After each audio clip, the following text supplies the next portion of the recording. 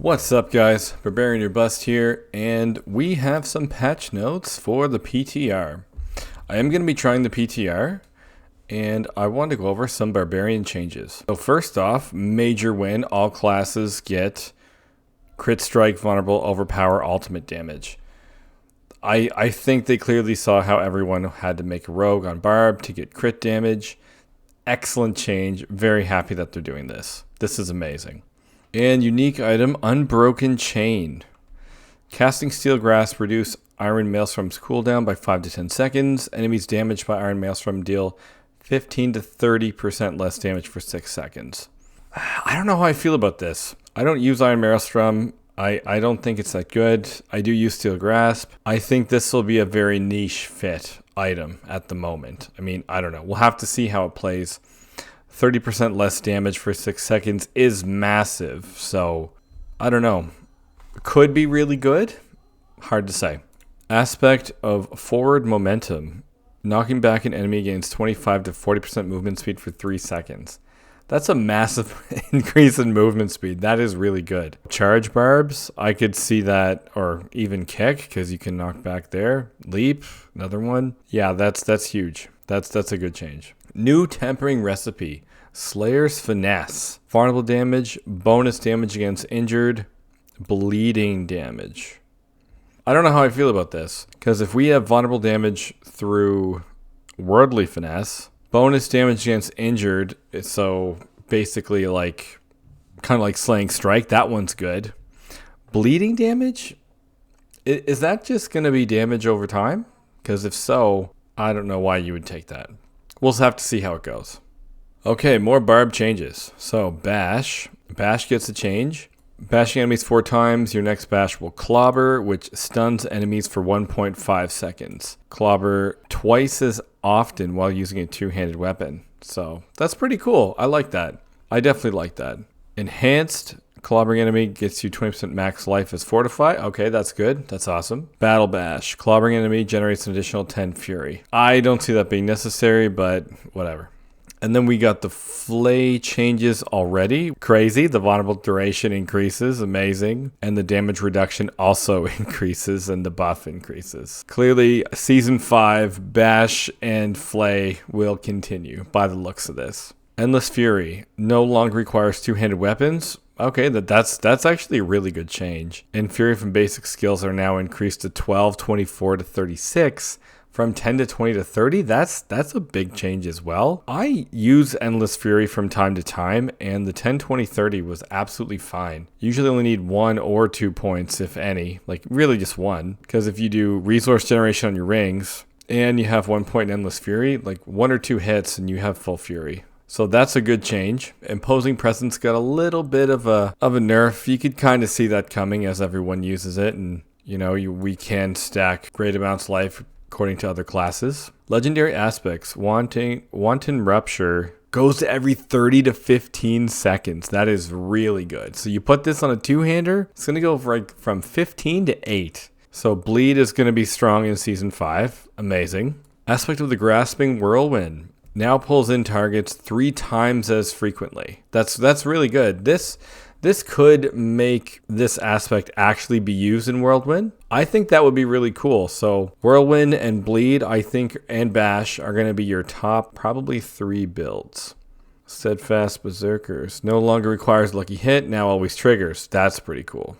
Gores. Explosion size now affects by increase to Whirlwind size. That's a good change. I feel that is positive. That's needed. But I don't think Gores is still gonna... I think people still won't run it because Whirlwind still doesn't do enough damage. Hemorrhage Legendary Node now capped at 45%.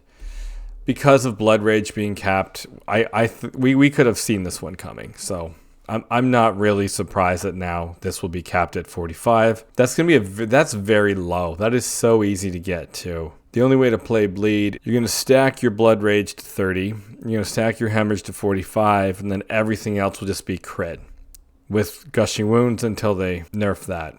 Weapon Mastery Node, now the Fury gains increase from 4 to 8. That's really good, but I don't see a lot of builds needing this or using this. But that is all the actual changes for the PTR for Barbarian.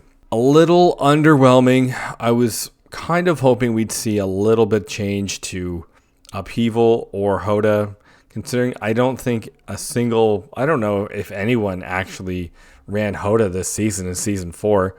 If you did, like, let us know. Let us know if you actually ran HotA. I was one, I feel like I was one of the only people that tried Upheaval, and it didn't do very well. Those two skills now need some love. Double swing is in a decent spot. I don't know. I think I was kind of hoping we'd have like a mild buff to overpower because it needs it. That's what made HotA, Deathblow, Upheaval really, really good, really, really fun. So that's kind of lacking. Let's see if there's anything else for changes. Okay, and we have one more change for the Barbarian for tempering. Barbarian Innovation, which is now a utility recipe. That's good. We needed another utility recipe because really Steel Grasp stuns and Concussion were basically the only two anyone ever ran. I ran the Upheaval one with my Upheaval build. So now we have a couple more things that we can use. Okay, so we have Earthquake Duration, Kick Vulnerability Duration, Frenzy Duration, and Flay Duration. So now you can put... I don't know. I have no idea why they did this. Flay Duration before could go on 4 weapons. Someone correct me if I'm wrong, but you can put utility on your amulet. You can put utility on your helmet. You can put utility on your chest, your gloves, your pants, and your boots. So now you have 6 potential slots to put Flay Duration. I don't understand that. I don't understand why they want to do that. Yeah, I feel like people are just going to stack Flay Duration and be able to hit Pit 200. But then again, it won't be on a 2-handed weapon, which doubles it. So basically, actually, that doesn't change at all in theory. But if you Mastercraft and you always hit Flay Duration, in theory, you might be able to hit a higher one. That's hard to say.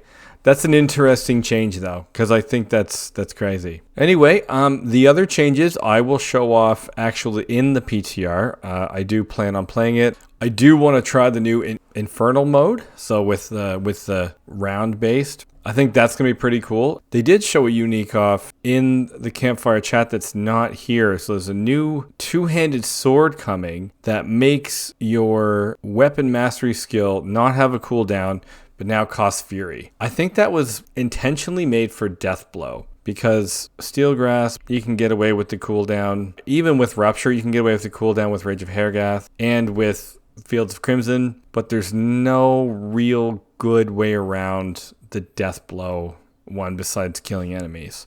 Alright, so that's the updates for the PTR. Looks good, looks promising. Really excited to play the PTR. And I think we're going to have to keep going bleed. That's kind of my number one go-to.